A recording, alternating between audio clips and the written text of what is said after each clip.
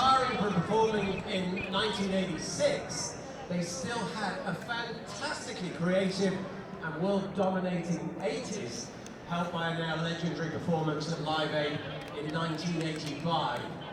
The whole band were involved writing the songs that we know and love.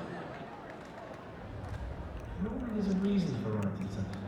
There's a trigger. Something like that, we would see it again and be able to explain it by playing it and sing it. Sometimes I'll jot some ideas down, but normally my best notebook is a little tape recorder which I always carry with me.